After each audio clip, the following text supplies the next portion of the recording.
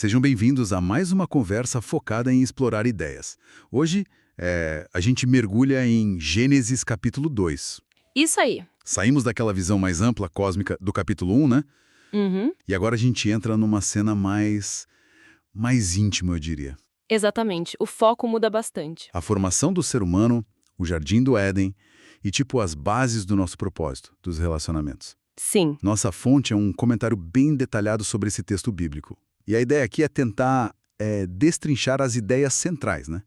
Quem somos, por que estamos aqui, segundo essa narrativa. vamos lá. A perspectiva agora é muito mais a da experiência humana, sabe? E a relação com o Criador fica mais próxima. Ah, interessante. Agora ele é chamado Senhor Deus, YHW Elohim. O comentário que a gente usou até sugere que essa combinação, YHW Elohim, indica uma relação mais pessoal, pactual mesmo. Entendi.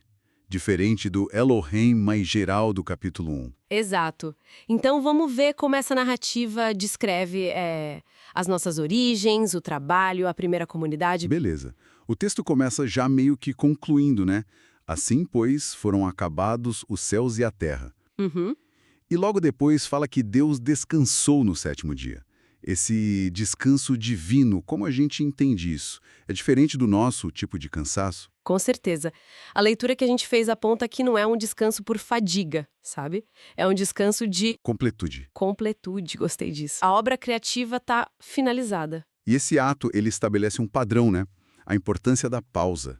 Não só para recuperar força, mas para contemplar o que foi feito. Certo. E aí, ao abençoar e santificar o sétimo dia, ele separa esse dia como especial, lança as bases para o conceito de sábado, né? Um tempo para conexão espiritual, para reconhecer a obra completa. Entendi. Então, depois desse descanso, a narrativa parece que dá um zoom, né? Isso, foca mais. Como que o ser humano entra na história. Ali no versículo 7 diz que o Senhor Deus formou o homem do pó da terra e soprou o fôlego de vida.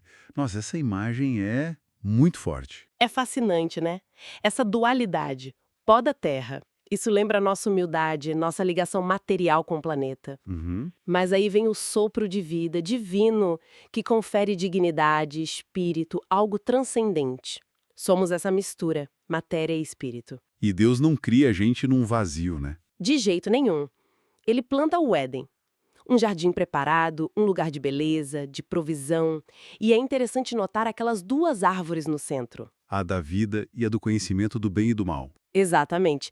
Isso já introduz logo de cara a dimensão da escolha, da responsabilidade moral. Faz todo sentido. E esse jardim, ele não é isolado pelo que o texto descreve. Tem rios que irrigam e se espalham. Parece um centro de vida, de bênção. Sim, sugere isso. E o homem é colocado lá, no versículo 15, com uma tarefa bem clara: para o cultivar e o guardar.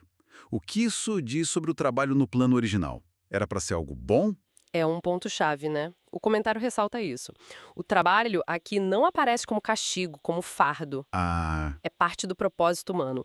Cuidar da criação, interagir com ela. É uma responsabilidade dada no paraíso. interessante. E junto com essa responsabilidade vem um limite claro. Versículos 16 e 17. A restrição da árvore. Isso, liberdade para aproveitar tudo, menos a árvore do conhecimento. Isso estabelece um princípio importante, sabe? A liberdade humana funciona melhor dentro de limites estabelecidos para o bem. E as escolhas têm consequências. Consequências reais, a advertência é direta. Certamente morrerás. Não dá para ignorar. Aí a narrativa dá uma virada. Curiosa. A primeira vez que algo é dito como não bom. Uhum. Não é bom que o homem esteja só. Versículo 18. Parece que a própria criação aponta para a necessidade de companhia, de relacionamento. Exato. O homem até nomeia os animais, mostrando inteligência, discernimento, mas a solidão continua ali. Ele não acha uma parceira adequada entre eles. Certo. E qual a solução divina? Aí vem a criação da mulher, a partir do homem. A fonte fala em costela, ou talvez melhor, lado. Versículos 21 e 22. Do lado. É. O comentário enfatiza que essa origem do lado sugere parceria, igualdade fundamental, não subordinação. Entendi. É a criação de uma auxiliadora idônea. Esse termo hebraico, Ezer Kine Gadol, significa uma ajuda que corresponde a ele, adequada, complementar. Alguém para estar ombro a ombro. Isso é bem diferente de algumas interpretações que focam só no auxiliador, como alguém inferior, né? Totalmente. A ênfase é na compatibilidade, na parceria essencial. E a reação do homem, no versículo 23, é de pura alegria, de reconhecimento. Esta, afinal, é osso dos meus ossos e carne da minha carne. Uau! Isso forma a base para o conceito de casamento como uma união profunda, o tornar-se uma só carne, do versículo 24. E o capítulo fecha com aquela imagem da inocência total, né? Sim, estavam nus e não se envergonhavam. Versículo 25. Uma transparência total, ausência de culpa antes da queda. Ok.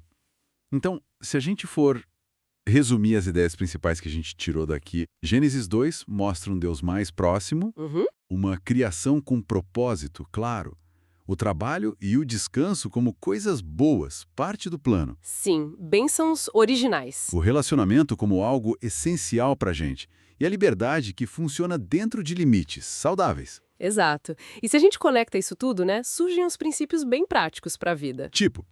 Tipo, valorizar o descanso não só para recarregar, mas para conectar, encarar o trabalho como propósito, como cuidado, como cultivo, buscar relacionamentos de parceria de verdade, de apoio mútuo. A auxiliadora idônea no sentido mais amplo, de complemento. Isso. E reconhecer e respeitar limites.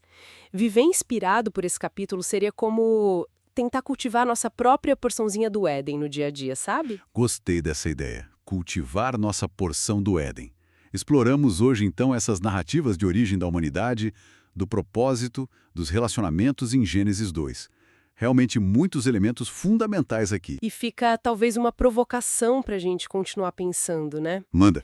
Se o trabalho e os relacionamentos íntimos foram estabelecidos antes de qualquer ideia de falha, de queda, como que a nossa visão moderna sobre eles, que muitas vezes, vamos combinar, são vistos como fardos, fontes de estresse, Sim, é verdade. como essa visão poderia mudar se a gente recuperasse a ideia deles como dons originais, carregados de propósito divino? Ótima pergunta para a gente fechar nossa análise de hoje. Deixa a gente pensando mesmo. Com certeza. Esperamos que essa conversa tenha sido enriquecedora para quem nos ouve. E fica o convite para continuar com a gente na próxima para mais explorações de ideias e textos importantes. Até lá! Até a próxima!